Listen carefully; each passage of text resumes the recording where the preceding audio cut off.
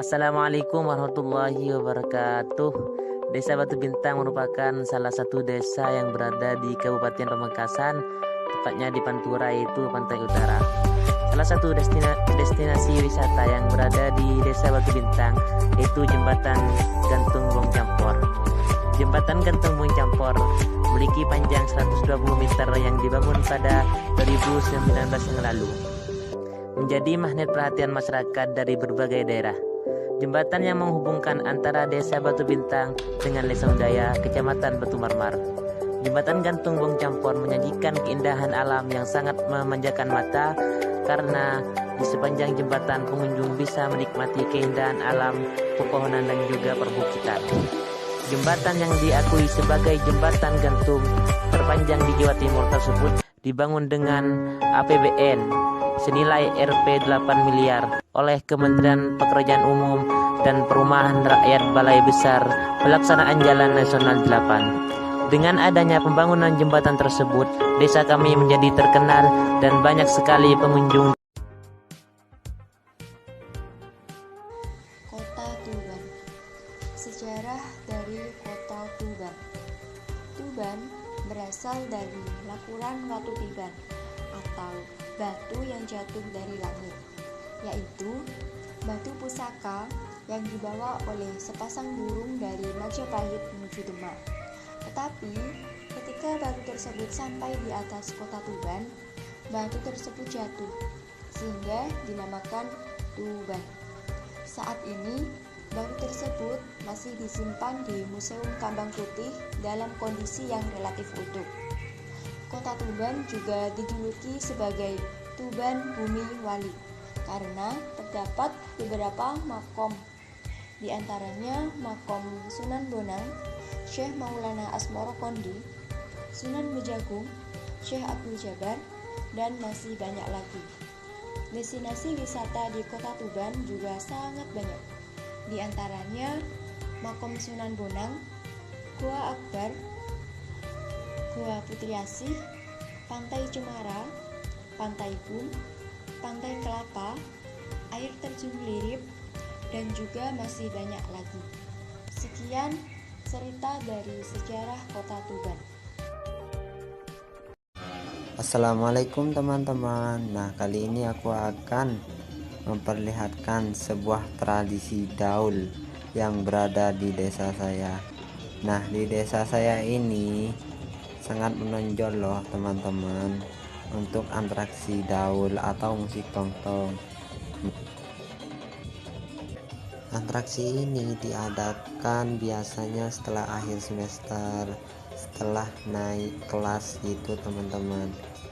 Untuk acara ini kemarin diadakan untuk pembukaan Maulid Nabi sekaligus penutupan Maulid Nabi teman-teman. Seru kan di desa saya? Ya, itulah atraksi yang sangat menonjol di desa saya teman-teman. Terima kasih.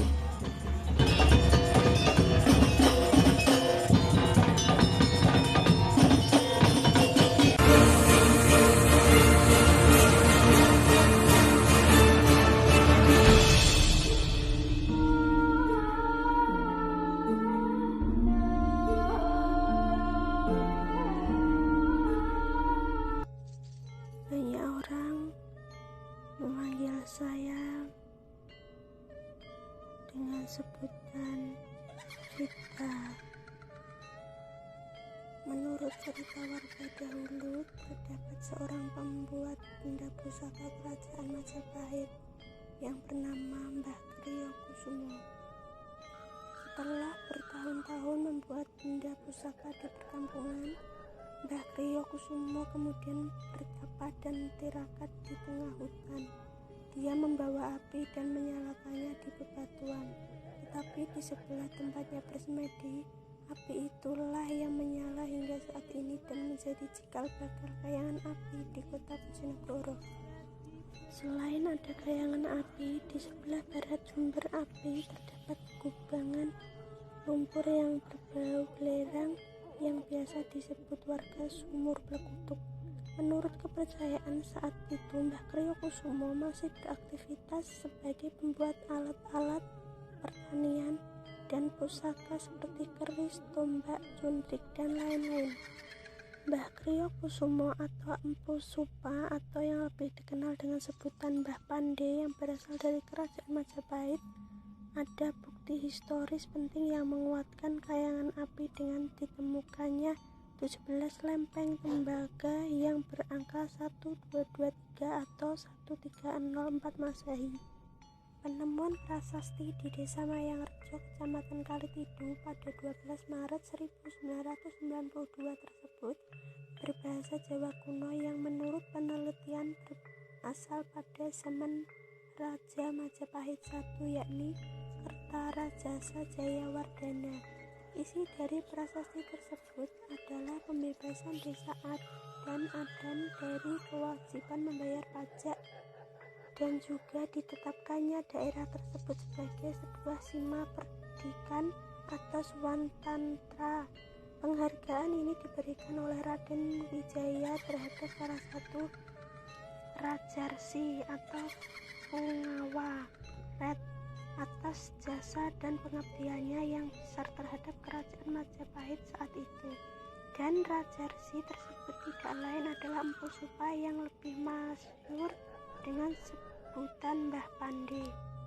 Menurut cerita, api tersebut hanya boleh diambil jika ada upacara penting seperti yang telah dilakukan pada masa lalu, seperti upacara Jumeneng Ngarso Dalem Hamengkubuwono 10, dan untuk mengambil api melalui suatu prasyarat, yakni selamatan atau wilujengan dan tayupan dengan gending eling-eling, wani-wani, dan gunung sari yang merupakan gending kesukaan Mbah Kriyokusumo.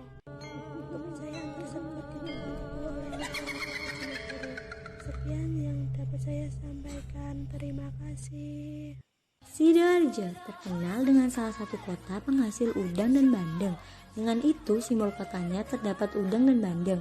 Sering disebut juga dengan kota Delta dikarenakan letaknya di antara dua sungai besar.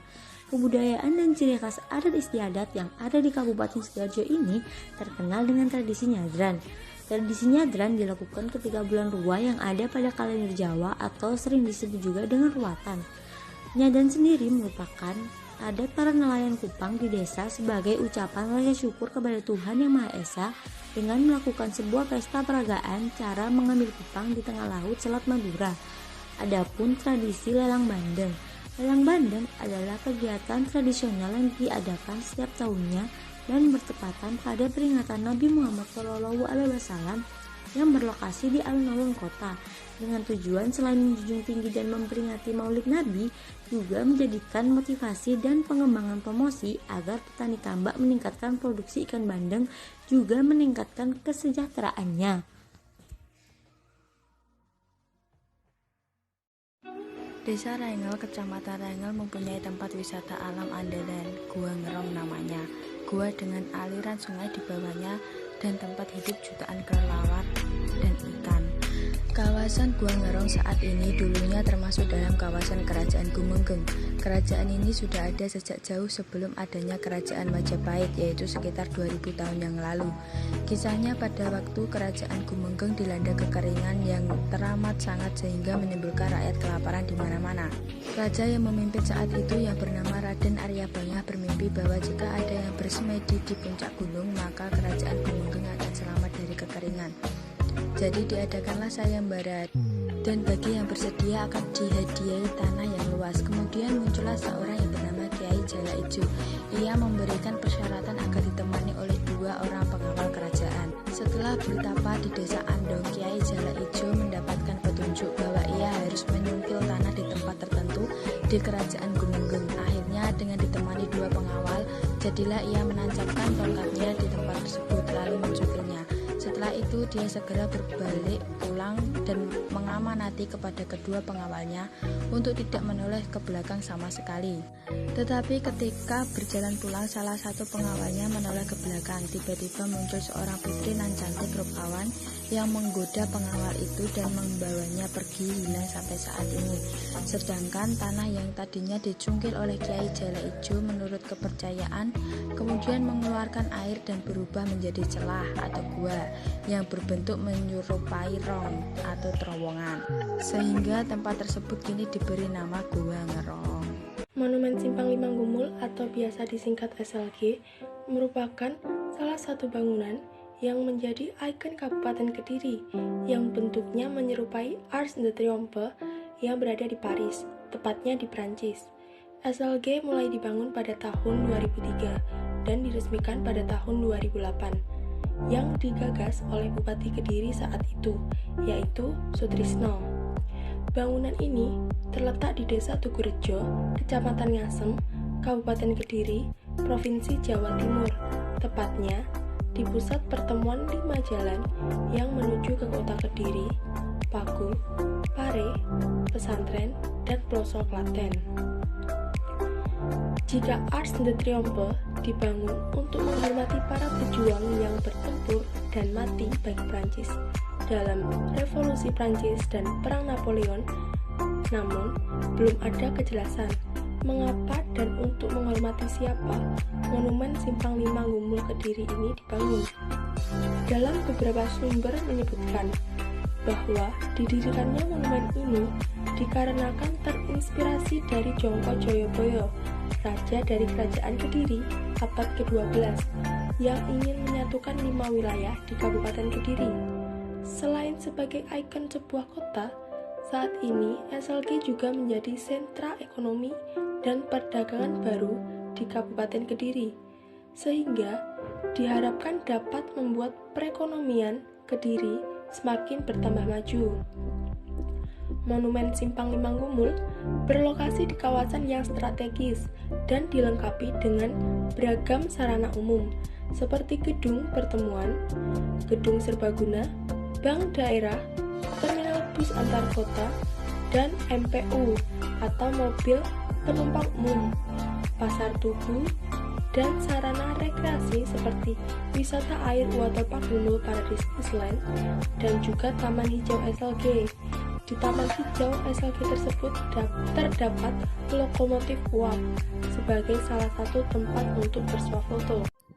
Kabupaten Sidoarjo adalah sebuah kabupaten di Provinsi Jawa Timur, Indonesia. Ibu kotanya adalah Kota Sidoarjo. Kabupaten ini berbatasan dengan Kota Surabaya dan Kabupaten Gresik di utara, Selat Madura di timur, Kabupaten Pasuruan di selatan, serta Kabupaten Mojokerto di barat. Bersama dengan Gresik, Sidoarjo merupakan salah satu penyangga utama Kota Surabaya dan termasuk dalam kawasan Gerbang Kertasusila. Kabupaten Sidoarjo sebagai salah satu penyangga ibu kota Provinsi Jawa Timur yang merupakan daerah mengalami perkembangan pesat. Keberhasilan ini dicapai karena berbagai potensi yang ada di wilayahnya, seperti industri dan perdagangan, pariwisata, serta usaha kecil dan menengah dapat dikemas dengan baik dan terarah. Kabupaten Sidoarjo terletak di antara dua aliran sungai, yaitu Kali Surabaya dan Kali Porong, yang merupakan cabang dari Kali Brantas yang berhulu di Kabupaten Malang. Oleh karena itu, Sidoarjo dikenal dengan kulinernya yaitu lontong kupang.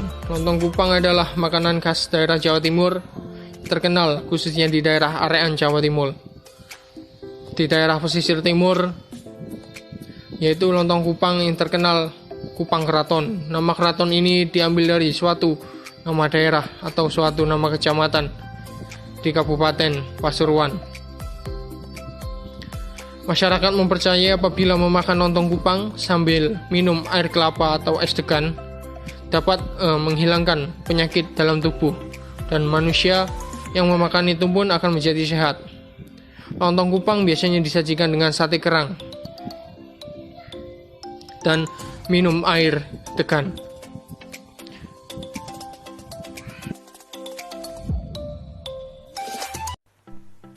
Kota Surabaya. Kota Kota Surabaya konon berasal dari cerita mitos antara sura ikan hiu dan baya buaya dan akhirnya menjadi kota Surabaya. Surabaya jadi kota terbesar kedua di Indonesia, memiliki sejarah tersendiri bagi Indonesia. Kota ini mendapat julukan Kota Pahlawan, adalah untuk mengenang peristiwa heroik yang terjadi pada 10 November silam. Selanjutnya yaitu Gedung Siola.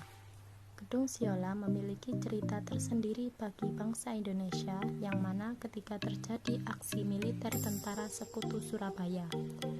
Gedung ini digunakan pejuang untuk menahan serangan Sekutu yang datang dari arah utara.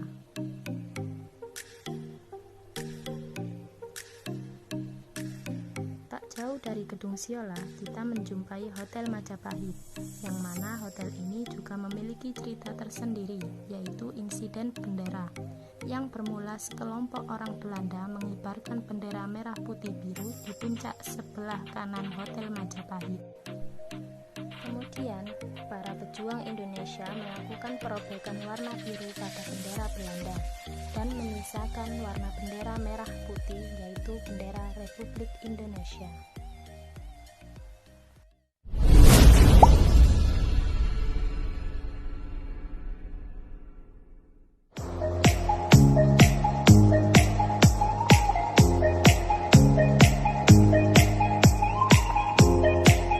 Oke, kali ini Madura Update sedang berada di salah satu destinasi wisata yang cukup ramai dikunjungi oleh wisatawan baik lokal ataupun yang dari luar Madura, yaitu wisata Pantai Lon Malang. Mungkin sudah banyak yang tahu tentang tempat ini dari beberapa media sosial, tapi belum pernah sampai ke tempat ini. Jangan khawatir.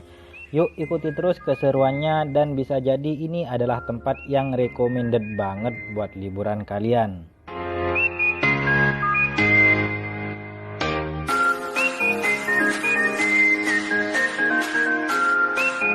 Sebelum masuk, terlebih dahulu kita membeli tiket masuk seharga Rp3.000 per orang di luar parkir kendaraan. Dan kita bisa langsung masuk ke area tempat wisata ini dengan disambut oleh beberapa petugas yang ada di sini. Di sebelah kiri gerbang masuk ada kantor pusat informasi dan kalian bisa tanya-tanya langsung seputar tempat ini. Dikarenakan adanya pandemi COVID-19, maka kita harus mengikuti protokol yang ada dengan mengisi data diri dan cek suhu di tempat yang sudah disediakan oleh petugas.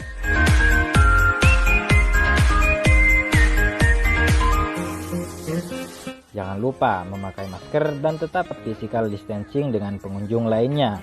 Sebelumnya tempat ini ditutup sekitar 2 bulan karena adanya COVID-19 dan dibuka kembali dengan tetap mengikuti protokol COVID-19. Letaknya yang sangat strategis dan mudah dijangkau karena tepat berada di pinggir jalan poros kabupaten, tepatnya di Desa Bira Tengah, Kecamatan Sokobanah, Kabupaten Sampang, Madura. Diambil dari kata Solon yang berarti saluran air, lalu dari kata Malang yang berarti melintang, jadilah nama tempat ini Lon Malang atau saluran air yang melintang. Begitulah kira-kira asal-usul nama destinasi wisata ini.